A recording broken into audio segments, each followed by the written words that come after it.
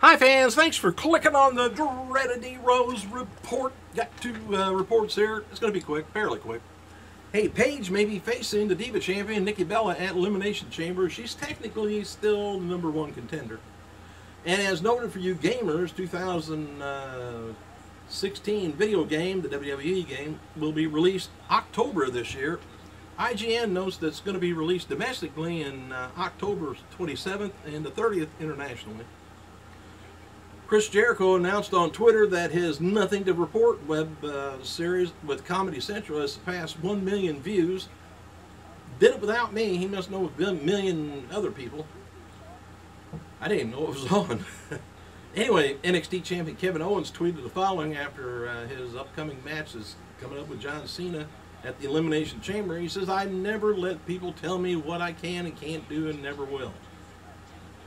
At Elimination Chamber, I will beat John Cena." And Lana tweeted the following after splitting from Rusev and siding with Dolph Ziggler at Monday Night's Raw. She says, "I've helped him make decisions for a long time now, and I'm going to make them for me." By the way, do you think Lana's going to lose her accent maybe with Ziggler? I hope so. And I had a caller on the info line ask me, should Lana get some augmentation done, some enhancement done, or whatever? Boy, there's so much enhanced on that body right now, I don't think she really needs it, but if she wants to, that's all right. But you've got some beautiful assets to look at, and you got some legs that's attached to it, and those red lips. Of course, one other thing would help. Oh, two other things could help, but don't really need it. Roman Reigns did not appear on Monday's Raw from Richmond, but did appear after the show went off the air, and Reigns and Cena teamed up and defeated Rusev and Seth Rollins in a dark match. And by the way, Reigns will be on TV Thursday's SmackDown. Just to let you know, in 1981, it was officially announced by AWA Wrestling that due to Vern Gagne retiring, vacating the AWA World Heavyweight title, Nick Bockwinkel, former champion and current #1 contender, was being awarded the belt. Just, here you go, take off. And in 1992, I remember this well, guy in an orange jumpsuit that was just disgusting as he could be. Nails made his WWF in-ring debut at a WWF Superstar taping in Lexington, Kentucky. Wonderful guy. Happy birthday to one-time WCW Tag Team Champion Dirty Dick Slater, 64 years old, and two-time WCW Cruiserweight Champion Psychosis, 44. Today would have been, well, actually yesterday I think, would have been the birthday of the very first WWE Hall of Famer. Andre the Giant would have been 69 years old. And legendary heel Carl Von Hess, 96.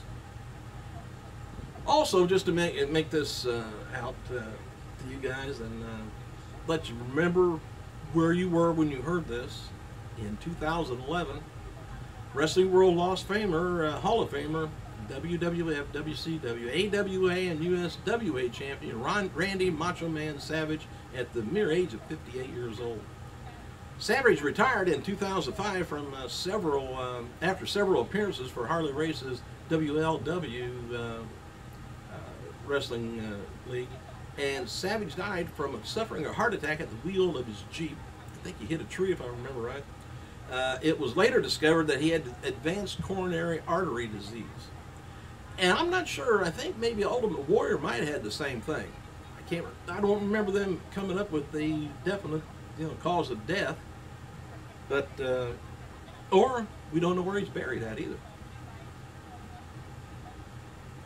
All right, ahead of tonight's NXT TakeOver Unstoppable event, WWE is releasing new shirts for Atami, Enzo Amore, and Big Cass and Becky Lynch, which says Lass Liquor, L-A-S-S, Liquor. Anyway, they also have new shirts for tonight's event too. Lass Liquor. Anyway, Stephanie McMahon's going to be at NXT tonight. WWE's Eden and Cody Rhodes recently bought a house in Texas, indicated on Twitter that they're moving in this weekend. I'm glad they told us. Now we'll have to vacate the premises.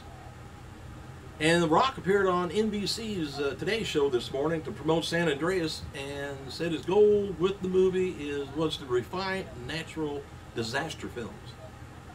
They had a flock of them in late 70s, wasn't it? Disaster film after disaster film. Made you feel kind of uncomfortable.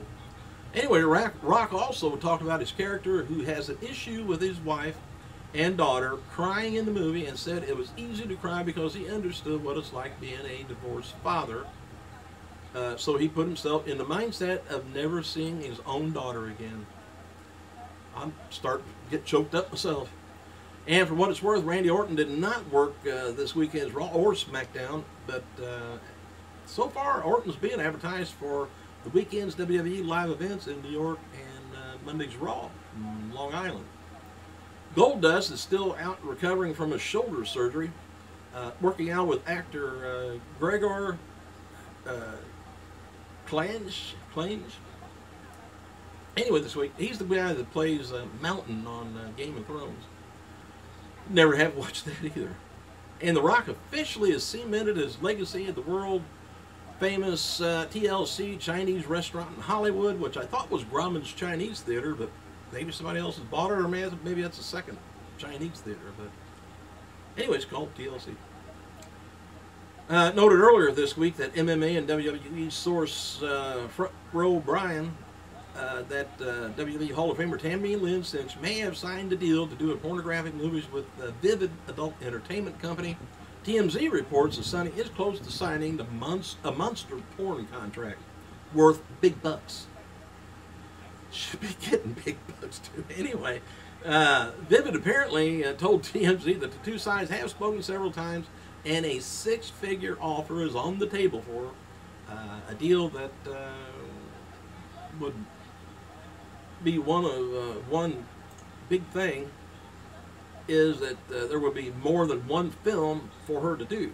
So it's kind of, here's the price. How many films are going to do for us? They're going to try and decide. After a tremendous success with China, he says, this makes total sense, hoping we could work it out. TMZ notes that the deal is very close and being signed, and Sonny is preparing to start filming right away. She's going to put on some lipstick, get some cosmetic surgery done, put on a wig, lose 40 pounds. It's going to be back to normal. Goldust celebrated 7 years of being clean and sober. Congratulations, Goldust. That was on Tuesday. Jerry Lawler appeared at the Cerrito Live podcast this weekend, revealing that he was very involved with selecting the content on his new DVD, working alongside WWE Network series producer Matt Rogers. Lawler said that for the most part, WWE let him pick out the Memphis wrestling material he wanted and the matches he chose, from their content library that he owns himself at a cost to WWE. He must have them in his hip pocket somewhere. And it will be announced this week on SmackDown. WWE Champion Nikki Bella is going to be defending her title against Paige at the May 31st Elimination Chamber. So far, we got this lined up. Ambrose, Seth Rollins taking on each other for the heavyweight title. Elimination Chamber is going to be King Barrett versus R-Truth versus Ryback versus Sheamus versus Rusev versus Ziggler. There's too many people in there. And talk about too many people in there, we got the Tag Team Elimination Chamber 2, Los Matadors, Primetime Players, Ascension, Lucha Dragons, Cesaro and Kid, New Day. And what happened to the Wyatt family too? Missed them. Alright, Diva title match going to be Paige, Naomi, and Nikki Bella. Apparently a three-way, which would be wonderful. Anyway, Kevin Owens taking on John Cena for the heck of it. So it's Owen tonight.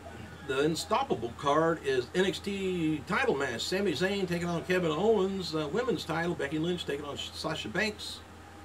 Big tag team title, Enzo Amore and Big Cass taking on Blake and Murphy. Triple threat.